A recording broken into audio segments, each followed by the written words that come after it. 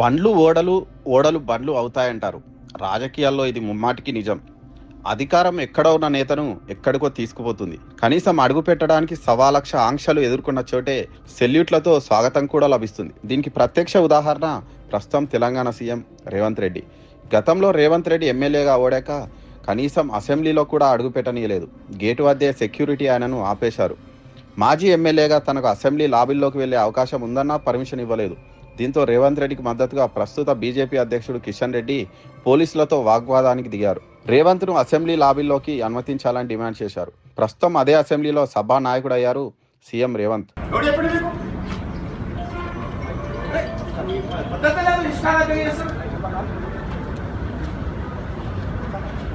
వందల మంది పోతుంటే జనం ఎట్లా పోతున్నారు మరి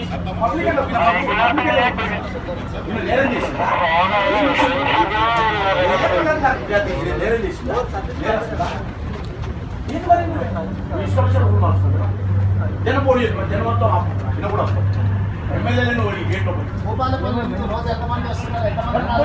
ఎమ్మెల్యేలు తప్ప ఎవరు ఓడి హలో రూల్స్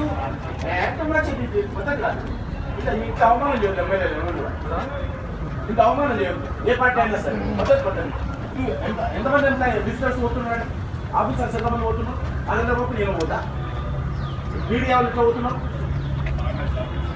చెప్తాను మరి నువ్వు లోపల కాలు ఓన్లీ కూడా అంటున్నావు ఆ గేట్ కాడ నువ్వు మినిస్టర్ అవ్వడం ఇలా పోతే కలవడానికి అందరినీ అప్పుడున్నా మీ ఇష్టమైన రూల్ పెట్టుకోవడం.